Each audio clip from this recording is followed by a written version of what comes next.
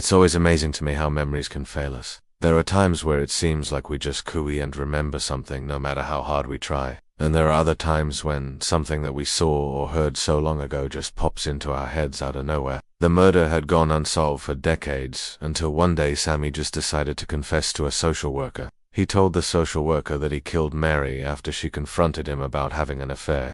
After all, it had been a very long time since Mary had been murdered, and there was undone much hope of the case ever being solved. That was until one day when a 4-year-old girl named Heidi came home from school with some very disturbing information. At first her mother thought that she was talking about one of the girls at school bullying her and being mean. Just as she was about to ask her daughter where she heard this information, Heidi's father walked through the door and sat down at the kitchen table. Hearing this, Heidi became even more adamant about what she was saying. Her mother called the police and told them what her daughter had said. When the police arrived, they brought Heidi in for questioning. They could understand how a 4-year-old girl could have such a vivid memory of something that happened so long ago. They were afraid that if they brought Sammy in for questioning based on the word of a 4-year-old girl, he would sue them for defamation. Heidi was able to tell the police everything that her classmate had told her. She even drew a picture of what the man looked like that he was describing. Finally, there was proof that Sammy was guilty of murder. They asked him why he confessed to his friend and then tried to cover up his tracks by burying her body. They asked him why he waited 40 years to come clean and apologize for his actions. But Sammy remained silent. With the discovery of Mary's body and proof that Sammy was guilty, he was taken back into custody and charged with murder. This time, the police were confident that they would be able to prove his guilt beyond a reasonable doubt. She told her parents that she needed to tell them something very important. Maybe he felt bad that all these years later, Mary's family still didn't know what happened to her. Or maybe he just blurted it out without thinking. Whatever the reason, he ended up helping bring a killer to justice. A few days after Heidi came forward, the police released the drawing that she made of the man who she claimed knew about the murder. Instead of answering their questions, he asked for a lawyer and refused to say another word. In the end, the police had enough evidence to convict Sammy without him confessing. They had physical proof that he was guilty and the testimony of the man who Sammy supposedly confessed to. In the end, Sammy was convicted of murder and sentenced to life in prison. The police left him alone for a while, knowing that he would eventually break down and confess.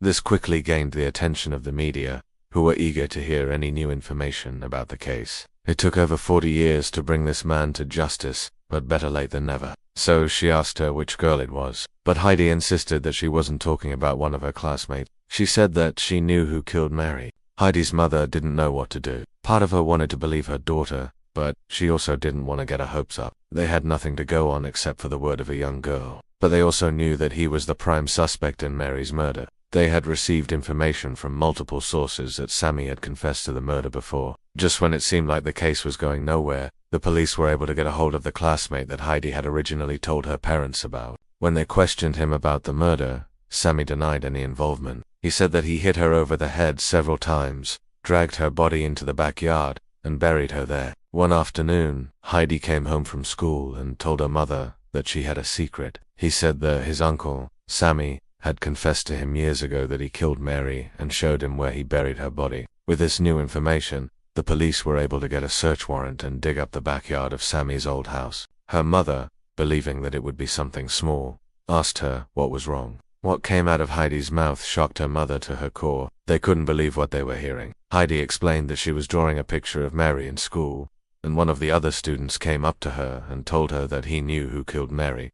According to Heidi, the classmate told her that he heard his uncle Sammy talk about killing someone when he was younger. The classmate supposedly said that his uncle had even shown him the spot where he buried the girl's body. The social worker immediately reported this to the police, but by the time they got to Sammy's house, he had already moved and they didn't have enough evidence to find him. Sometimes those random memories can be very insignificant, like remembering the name of an old family friend or the type of car your neighbor used to drive. He said that he confessed to the murder because he felt guilty about what he did all those years ago, and that he wanted to finally come clean. The prosecution argued that if Sammy really felt so guilty about what he did, then why did he wait so long to confess? Why did he wait 38 years to come clean? The defense argued that these were the actions of a man who regretted his actions and wanted to finally confess. In the end, the jury agreed with the prosecution, and Sammy was found guilty of murder and sentenced to life in prison. But every once in a while, a random memory can mean the difference between justice being served and a criminal getting away with their crime.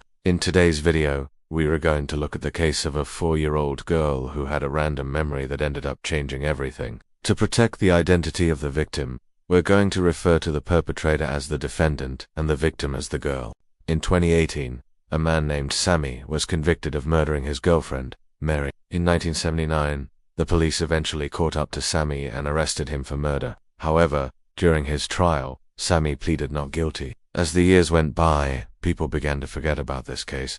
Heidi had been doing well for her age. She was described as an outstanding student who was also very friendly with her peers. Heidi told her mother that she knew who killed Mary. Her daughter was only 4 years old, and she could have easily misheard something or made the whole story up. When she told them that she knew who killed Mary, her parents were shocked. Heidi's parents were shocked. Could this little girl really know who killed Mary? But when the police showed her a lineup of potential suspects, she couldn't pick anyone out. Many people who saw the drawing believed that it resembled Sammy, but the police weren't so sure. Eventually, the police decided to bring Sammy in for questioning. He said that he was innocent and that he had nothing to do with Mary's death. The police weren't buying his story. They brought him in for questioning, and he told them almost the exact same thing that Heidi had told her parents and the police. And there they found Mary's body. At the station, they read him his Miranda rights, and then began to question him. He had already been convicted of murder once, and he wasn't going to let himself be taken advantage of again. But Sammy never confessed. To this day, nobody knows exactly what prompted the classmate to tell Heidi about the murder. After this case was publicized, many people reached out to the family and thanked them for coming forward. If you enjoyed this case, make sure to check out the related content. And as always, thanks for watching.